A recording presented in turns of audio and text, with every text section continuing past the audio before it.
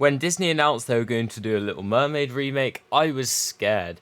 I thought, how could they butcher up this great classic that has become a staple among society today?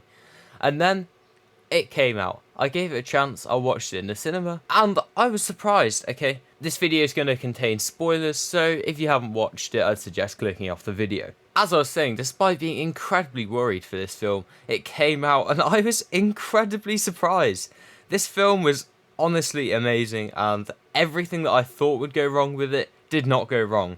They exceeded my expectations, exceeded the best possible scenario, and honestly might have even made a better film than the original. That is a bold statement.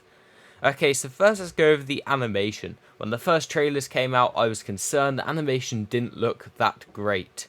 When I'm talking about the animation, that includes the CGI of the animals, because of course the animals, most of them were not real. I was glad to be proved wrong. They had a beautiful animation and CGI. The CGI was incredibly well done, with Sebastian, Flounder and Scuttle being very well CGI'd. When I was watching it, I could barely tell they weren't real. Another worry I had coming into the film was that the animals that they did do CGI on weren't going to have very good personalities. Again, I was proved wrong.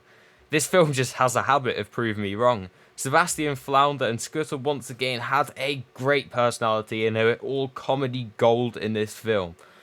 And the fins and the tails of the mermaids were absolutely beautiful, and Ursula's tentacles, man, they were crazy. Shining, that's something they didn't take from the old movie. They took Ursula's tentacles and made them glowy. It gave more of a mysterious vibe to her character. The cinematography in this film was wonderful. The stunning underwater shots kept surprising me. The way they used the cinematography to tell the story, especially in Ursula's case, was starting with really close-up shots. We didn't get a full shot of Ursula's body for the first 5 minutes she was on screen, but as the time went on we got more and more full body shots till eventually we had the massive picture of Ursula with her tentacles. It was pretty epic. In terms of the story, I had some original concerns. There was a plus an hour or 45 minutes runtime onto the first movie, and I thought although this would give it a chance to be more fleshed out, it might end up dragging on a bit. As a person who's seen this in cinema, it does not drag on in the slightest. It is way more fleshed out, and especially when Ariel gets turned into human and goes onto land, the love story between her and Eric feels much more fleshed out. It feels like they actually had time to have a connection, rather than the animated version, where that part of the story was 7 minutes long. There's more room to know the characters, more room for character development, and the story was just so good, man. The last scene had me choking. The animated version had a pretty good and emotional last scene, but the film version really got the tears flowing. The movie actually started with a quote about mermaids not being able to cry, and at the end when she gets turned into human, she's crying for the first time, and it is truly emotional. I definitely heard some sobs from behind me in the cinema. The acting, once again, was amazing. Solid performances all around from pretty much all of the actors. Halle as Ariel especially was stunning. She really nailed this role, and they could not have picked a better Ariel. Her voice and vocal range is so powerful. I got goosebumps during pretty much every song of this film, and we're going to start talking about the songs in a second. I thought Halle reacted with all the CGI animals really well. The eye tracking and everything was there. You could really not tell that they were put on afterwards. It looked like she was actually interacting with Scuttle, Sebastian and Flounder. And this was surprisingly her first lead role, and this really stunned me because she nailed it. Ursula was another standout for me. This was played by Melissa McCarthy. She brought this character to life and really respected how the character was before and added her own personal flair to it. She added a lot of charisma, and especially to the songs, really nailed it. Eric was a good actor. Eric was played by Jonah Hauer-King, and I especially loved his right-hand man, who was pushing the plot forward, going behind the scenes, and really giving my man Eric the advice he needed to win over Ariel. It was so wholesome. The one thing I had with the acting was when Ariel had no voice and Eric was showing her the maps, there was a couple of awkward moments where I just felt like I didn't see the connection, but maybe that was part of the story, because early awkwardness in relationships can be a thing. As well as this, we gotta remember it's quite hard to pretty much have a conversation with yourself, which is what Eric was having to do. Right, let's get on to the main part, the songs. As I said earlier, goosebumps in every single one of these songs. They were stunning. Part of Your World, Halle has such amazing vocals.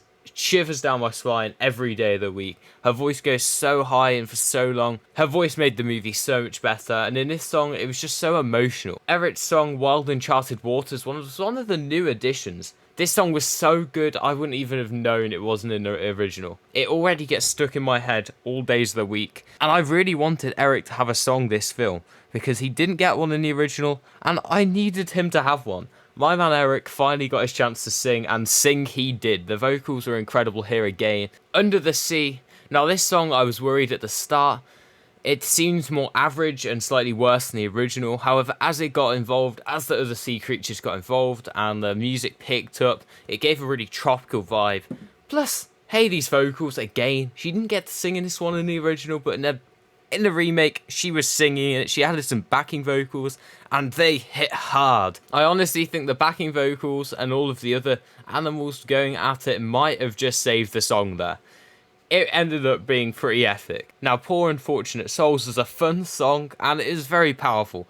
It had the first full shots of Ursula, and it was a very good voice. I didn't think this song was quite as good as the original, but then again, the original Poor Unfortunate Souls is my favourite song of the whole film, and I think it's a tough ass trying to overpower that song anyway. And Melissa really nailed it with the lines and just being generally charismatic in this role. Kiss the Girl was a banger. As always, Sebastian actually did way better in this one, I thought, than he did in Under the Sea. I expected Kiss the Girl to be a banger, but the percussions and all of the side animals really brought it together, with even Scuttle and Flounder having a couple lines in there. Now, can we go to Part of This World of Reprise? The Part of the World Reprise was quite possibly one of my favourites. It wasn't long. A very short song, only 2 minutes and 37 seconds with about 8 lines, but the 8 lines hit so hard. The water coming up at the back during the last line and just the powerful wave made it what it was. It gave me shivers.